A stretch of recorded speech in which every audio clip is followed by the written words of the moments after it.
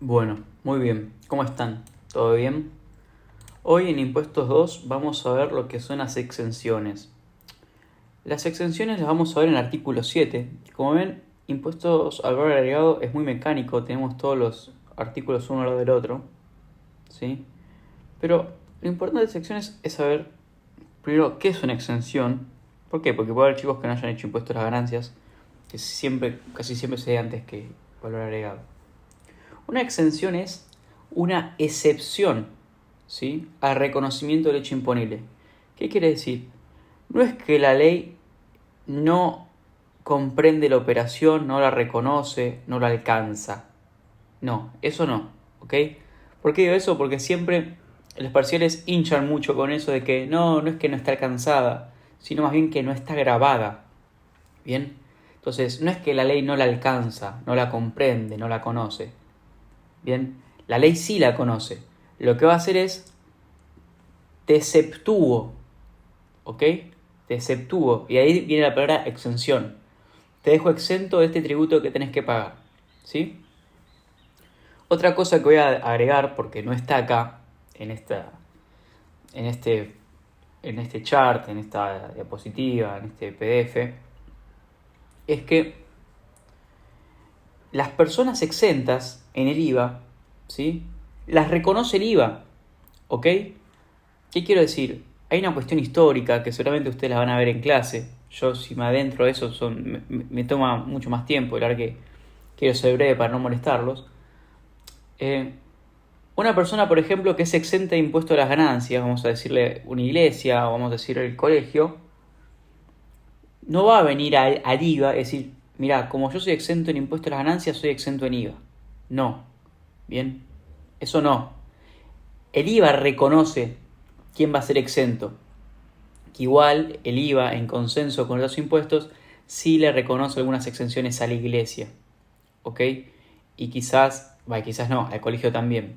Pero ahora vamos a ver cómo, ¿ok?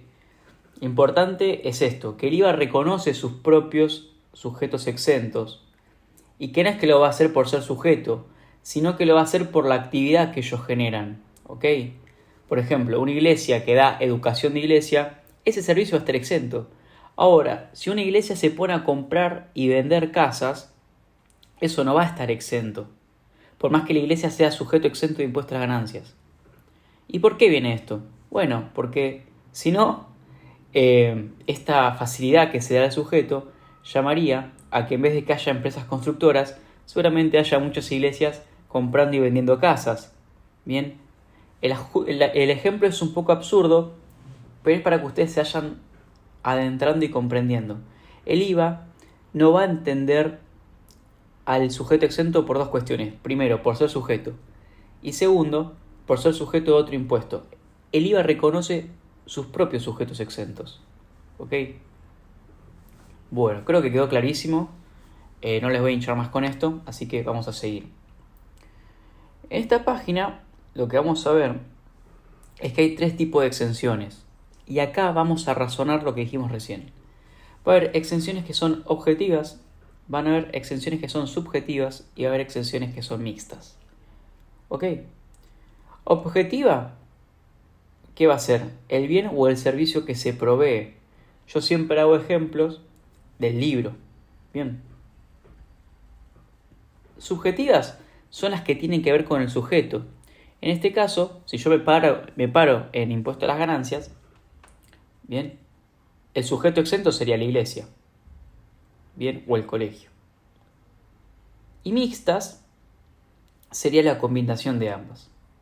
Bien. Ahora bien, ¿qué va a pasar? El IVA no reconoce exenciones subjetivas, reconoce exenciones objetivas y exenciones mixtas. Entonces, volvamos. Yo dije que el IVA no va a reconocer ni por el sujeto ni porque sea sujeto de otro impuesto, ¿sí? Sino, lo que va a hacer el IVA es atenerse a una filosofía, ¿sí? Y la filosofía es que el IVA siempre incide de cierta forma en el mercado. Y va a decir, bueno, siempre que vos provees este tipo de actividad, te voy a dejar como exento. ¿Qué tipo de actividad? Bueno, ahora vamos a ver que van a estar los libros. Entonces, Si yo quiero que la gente estudie más, bueno, voy a dejar exentos los libros, ¿ok? Por lo tanto, como yo quiero que la gente estudie más y dejo exentos los libros, la actividad de generar libros va a estar exenta, ¿sí? O, por ejemplo, yo quiero que las personas tengan la alimentación básica. Bueno, entonces todo lo que sea los productos de la canasta básica pueden estar exentos, como se hizo alguna vez. Ahora solamente la leche y el agua, ¿sí? O yo, por ejemplo, quiero que se provee la religión. Bueno, entonces toda institución que genere educación religiosa puede estar exenta, ¿sí? Yo quiero que se provea la salud. Bueno, entonces todo aquello que tenga que ver con la actividad de la salud puede estar exenta, ¿sí? Pero acá lo que vemos es que no es que va por el sujeto, sino que es por la parte objetiva, ¿sí? Es decir, la importancia del bien o del servicio, por ejemplo, el agua, la leche, ¿sí? Y el aspecto mínimo subjetivo que se agrega, que es a quién quiero favorecer. Y bueno, si yo quiero que se venda más leche, porque yo quiero favorecer a la población para que se alimente. Si yo quiero promover la salud, bueno, libero los fármacos y la gente tiene mayor salud más rápido. Bien, ese es el aspecto mixto, es mucho de compuesto objetivo y poco del compuesto subjetivo, ¿sí? O sea, está mal decir que no existe el aspecto subjetivo, ¿bien? Sino que vamos a decir que es un aspecto muy mínimo. Ahora bien, ¿por qué la exención? Bueno, porque nosotros sabemos, o sea, en la teoría, porque después vamos a ver que puede ser que no sea tan así, pero en la teoría, si yo libero al vendedor de tener débito fiscal, no va a trasladar el precio, ¿sí? Entonces, viene por ese lado, ¿ok? De generar un incentivo al mercado, porque si yo te dejo exento, voy a abaratar, ¿sí?, el precio. Después podemos ver que en un país como Argentina o en un país donde no hay ética, bueno, yo aprovecho el exento para subir el valor y generar margen de productos que están grabados. Por ejemplo, un almacén puede decir, bueno, ¿sabes qué? La Coca-Cola me genera débito fiscal. Bueno, cuando él me compre leche le subo 3 veces el precio. Parece imposible, pero si uno va a las provincias del norte puede encontrarse con casos así. Bien, ahora, yo voy a salir de mi parte de asesor financiero y economista, voy a ir a mi parte de contador y voy a ir solamente a lo académico. Pero cada tanto les tiro una bolilla de que puede ocurrir que a veces las exenciones no jueguen el rol que deberían jugar, por lo menos en el corto plazo. En el mediano y largo se suelen solucionar. Bueno, entonces dividimos que hay tres tipos de exenciones. Están las objetivas, ¿sí?, que es el servicio o el bien. Están las subjetivas, que es el sujeto, que esto el IVA no tiene mucho, tiene un aspecto muy mínimo. Y está la mixta, que el IVA la trata de la siguiente forma: mucho del compuesto objetivo y muy poco del compuesto subjetivo. Y así genera su reconocimiento mixto. Bien, ¿qué más? Bueno, como habíamos dicho, es el artículo 7. El artículo 7 habla de las exenciones. Si yo a alguno le preguntaría, si estuviésemos en una clase, ¿a qué les recuerda el artículo 7? Muchos me van a decir del artículo 3, el inciso E, el apartado 21, el agujero negro, y dentro del agujero negro yo rescato cosas y aparece el artículo 7, inciso H. Bien, entonces, ¿qué pasa? El artículo 7, si tiene un inciso H, quiere decir que tiene otra parte. Bueno, esa otra parte va a ser para servicios de cosas muebles. Bien, en cambio el H va a ser para servicios. ¿De qué cosa? Del apartado 21. ¿De qué artículo? El artículo 3. ¿De qué inciso? El inciso E. Bien, entonces de nuevo, vimos los tres tipos de exenciones. Vamos al artículo 7. Vamos a leer del A al G, cosas muebles, servicio de cosas muebles. Y el H va a ser todo lo que saque cosas de ese agujero negro que tiene el artículo 3, inciso E, apartado 21. Bien, por ahora no nos mareamos, ¿sí? Vamos a seguir. Bueno, pasé un poco de introducción y ya terminar de leer la página 1, vamos a leer el artículo 7. Estarán exentas del impuesto establecido por la presente ley las ventas, las locaciones indicadas en el inciso C del artículo 3, las importaciones definitivas que tengan por objeto las cosas muebles incluidas en este artículo y las locaciones y prestaciones comprendidas en el mismo que se indican a continuación. Bueno, entonces ya nos dice qué tres cosas va a tratar el artículo 7. nos va a tratar el artículo 1, inciso A, porque ya menciona cosas muebles. En contrapartida de ¿qué? De la importación de cosas muebles, que ese es el artículo 1, inciso C.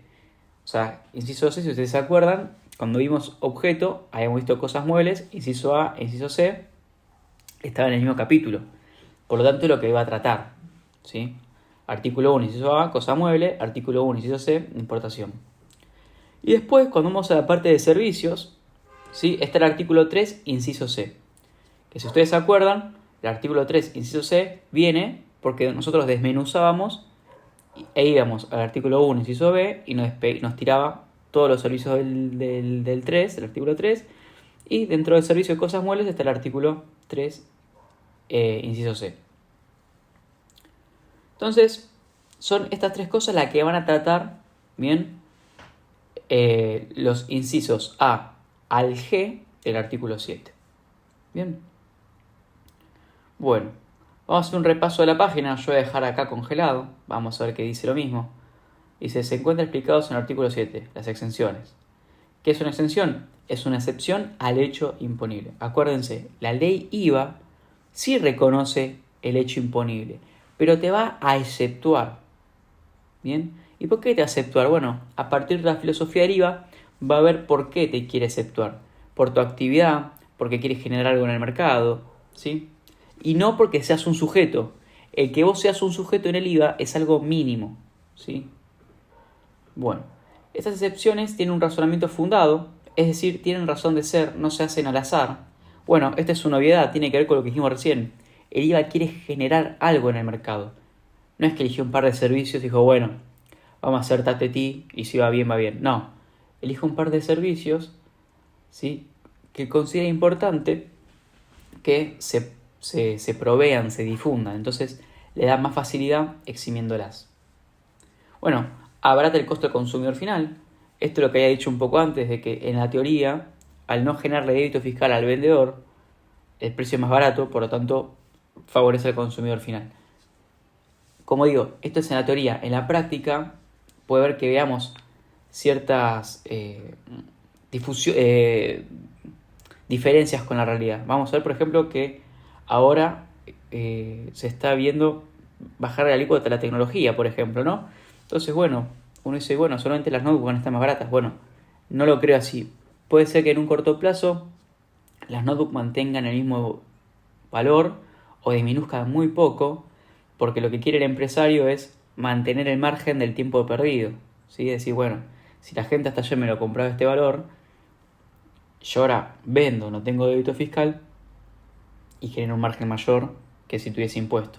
Y después por ahí en un mediano plazo o en un corto plazo, en un mediano plazo o un largo plazo, empieza a bajar el precio. Suele pasar en Argentina, suele pasar y mucho, mucho con los alimentos.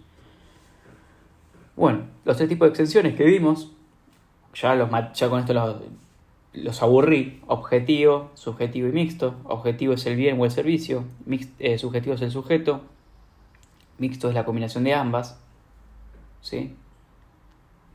Bueno, lo que dije en la ley, en la ley de IVA no hay subjetivas, sí hay objetivas y mixtas, ¿bien? O sea, está la objetiva, que es entender el servicio, por ejemplo la leche o el estudio religioso, y después la parte mixta, que es justamente parto de la leche o parto del servicio religioso, y porque yo sé que es para favorecer al consumidor final, ¿sí? Ese es el aspecto mínimo subjetivo que tiene. Entonces, por eso se dice que no hay aspecto subjetivo. Y acá dice, si fuesen subjetivas, puede llevar a una alteración de la competencia. Bueno, artículo 7, ya lo habíamos leído, lo separa en tres partes. Las cosas muebles, que está dentro del país, artículo 1, inciso A. Importación, artículo 1, inciso C. Y el servicio, artículo 3, inciso C, que son servicios de fabricar cosas muebles, ¿se acuerdan? Y ahora esto va a quedar más claro todavía, porque vamos a ver ejemplos. Bueno,